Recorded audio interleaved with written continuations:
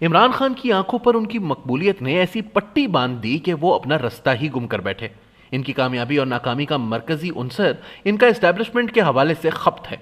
वो इसकी क़यादत के बारे में सर्द व गर्म बयानात दागते रहते हैं। पल में तोला पल में माशा की अमली तस्वीर बने हुए हैं।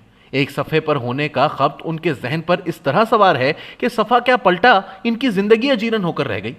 जब इनकी हिमायत करते थे तो वो बहुत बड़े मुहिब्बे वतन थे। अब जबकि वो न्यूट्रल हैं, वो ऐसे जानवर हैं जिन्हें सही यानी इमरान और गलत यानी दीगर तमाम सियासतदान की पहचान ही नहीं रही। गुज़िश्ता हफ्ते इमरान खान ने गरजते हुए कहा कि पाक फौज के शेरों की क़यादत एक गीदड़ कर रहा है। शेरों की फौज जिसका सरदार गीदड़ हो वो हार जाएगी। 100 गीदड़ों की फौज जिसका सरदार शेर हो। जाहिर है कि इशारा किस तरफ है, जिसे गीदड़ों की एक फौज शिकस्त से दो चार कर देगी, जिसकी क़यादत एक शेर। जाहिर है कि इशारा किस तरफ कर रहा है। इमरान खान कहा करते थे कि जब वो वजीर आजम बनेंगे वो कभी भी किसी आर्मी चीफ को मुद्दत मुलाजमत में तोसी नहीं देंगे। लेकिन वो तारीख में ऐसे वजीर आजम के तौर पर देखे गए जिसने जनरल कमर जावेद बाजवा को मुद्दत मुलाजमत में तोसी देने के लिए कानून ही तब्दील कर डाला। कहा करते थे कि आर्मी चीफ की नामजदगी वजीर आजम का इस्तेहकाक है।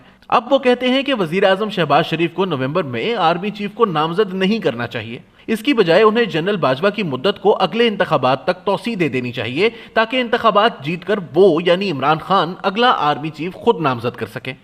उनका यह भी कहना है कि वजीर आजम शहबाज शरीफ का नामजद करदा कोई भी आर्मी चीफ मुहिब्बे वतन नहीं होगा। इस तरह उन्होंने तमाम लेफ्टिनेंट जनरल्स को जो मुमकिन तौर पर आर्मी चीफ हो सकते हैं एक ही जुमले में मुतनाज़ा बना दिया है। वो जनरल बाजवा को बतौर एक जमहूरियत पसंद और मुहिब्बे वतन अफसर सराहते थे, अब उन्हें बुरा भला कहते नहीं थकते। सिर्फ यही नहीं, उनके कमांडर्स को उनके खिलाफ बगावत पर भी उकसाने से बाज नहीं आते। इमरान खान का मौक़िफ़ था कि उन्हें अदम एतमाद के वोट के जरिए निकाल बाहर करने की बजाय अपनी मुद्दत पूरी करने का मौका मिलना चाहिए था। अब वो कहते हैं कि वो पीडीएम की हुकूमत को मुद्दत पूरी करने का मौका नहीं देंगे और लाखों हामियों के जुत्थे लेकर इस्लामाबाद पर चढ़ाई करके हुकूमत का गैर जमहूरी तौर पर तख्त उलट देंगे।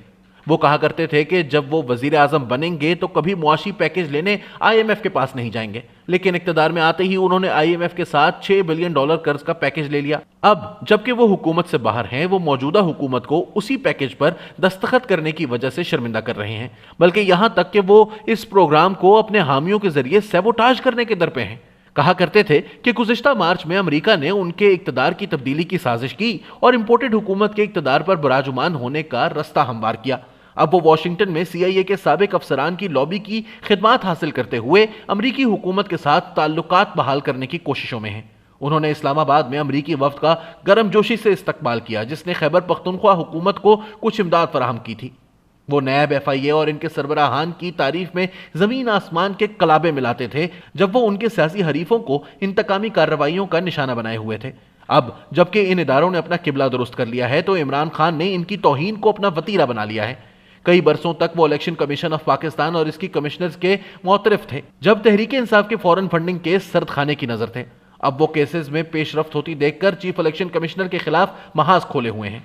अदलिया की उस वक्त तारीफ करते थे जब वो एग्जीक्यूटिव की अतात गुजार थी, लेकिन अब जबकि अदलिया ने दबाव के सामने झुकने से इनकार किया है तो वो दिन रात इसकी मजम्मत करते नहीं थकते। इमरान खान का कहना था कि वो जजेस के खिलाफ अपने बयानात पर कभी मुआफ़ी नहीं मांगेंगे। अब वो इस्लामाबाद हाई कोर्ट से गैर मशरूत मुआफ़ी मांगने जा रहे हैं। उनका कहना था कि वो कभी भी पीडीएम से बात नहीं करेंगे। अब उन्होंने तहरीक इंसाफ के वफादार कारकुन आरिफ अलवी को खुफिया बातचीत का अमल शुरू करने का इशारा किया है। वो अपनी पार्टी के लीडर्स को एस्टैब्लिशमेंट के साथ मुज़ाकरात करने भेजा करते थे। अब उन्होंने अपनी जमात के लीडर्स को खबरदार किया है कि वो एस्टैब्लिशमेंट के साथ किसी किस्म का इबलाग करने से बाज रहें। एक वक्त था जब बहुत से हाजिर सर्विस और रिटायर्ड अफसरान उनके हामी थे। अब वो इमरान खान के भड़कीले और खतरनाक रवैये को देखकर इसकी हिमायत से कदम पीछे हटा रहे हैं। एक वक्त था जब जोशीले नौजवान लड़के और लड़कियां इनके जलसों में जोक दर जोक जाते और इनके एक एक लफ्ज को जहन नशीन करते। आज वो उनके दोहराए जाने वाले बयानिए को सुन सुनकर तंग आ चुके हैं। इनके जलसों में शुरका की तादाद बतदरीज कम हो रही है।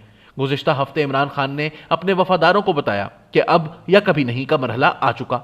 उन्हें खौफ है कि अगर पीडीएम हुकूमत का जल्द तख्ता ना उल्टा गया तो वो अगले आर्मी चीफ को नामजद कर देगी, मईशत सुधार लेगी और इक़्तिदार पर गिरफ्त मजबूत कर लेगी। इस सूरत में उनकी हिमायत होती जाएगी कम और पीडीएम को अगले बरस के इख्तिताम के करीब होने वाले इंतखाबात में अक्सरियत हासिल करने का मौका मिल जाएगा। उन्होंने इस्लामाबाद की तरफ जल्द ही लॉन्ग मार्च करने का ऐलान किया है, लेकिन इसकी हतमी तारीख का ऐलान करने से गुरेज किया। उन्हें बजा तौर पर डर है कि जब एस्टैब्लिशमेंट पीडीएम हुकूमत के साथ खड़ी है तो लॉन्ग मार्च कामयाब नहीं होगा। इस सूरत में इनके साथ आहनी हाथों से निपटा जाएगा। इसका आगाज कई एक ठोस वजूहात की बिना पर इलेक्शन लड़ने के लिए नाअहल करार दिए जाने से होगा। इमरान खान के हामियों का दावा है कि जितनी देर भी पीडीएम इक्तदार में रहेगी, इनके लीडर की हर आन बढ़ती हुई मकबूलियत के सामने इसकी साख मजीद गिरती चली जाएगी। लेकिन इसी सांस में वो फौरी तौर पर ताज़ा इंतखाबात का मुतालबा भी करते हैं, क्योंकि उन्हें खदशा है कि उनका लीडर अवामी मकबूलियत और एस्टैब्लिशमेंट का एतमाद खो रहा है। Chief justice of Pakistan Umar Ata Bandial ने इमरान खान को बिन मांगे लेकिन मुफीद मशवरा दिया है कि वो पार्लियामेंट में वापस चले जाएं और अदलिया को मुसलसल सियासी तनाज़ात में घसीटने की बजाय अपने सियासी मसले वहीं तय करें। एस्टैब्लिशमेंट और अदलिया ने आहिस्ता आहिस्ता लेकिन यकीनी तौर पर इमरान खान से खुद को दूर करना शुरू कर दिया है। इनके नौजवान हामी थकावट और मायूसी का शिकार हो रहे हैं। तहरीक इंसाफ में इनके सीनियर साथी उनकी ड्रामाई कलाबाजियों पर हैरान और परेशान हैं। वो एक ऐसे बेचैन और खपती इंसान की तरह दिखाई दे रहे हैं जो हकीकत की दुनिया से बहुत दूर निकल आया हो। अगर वो इसी लाउबालीपन का मुजाहिरा करते रहे तो वो खुद को और पाकिस्तान को नाकाबिले तसव्वुर नुकसान पहुंचा बैठेंगे।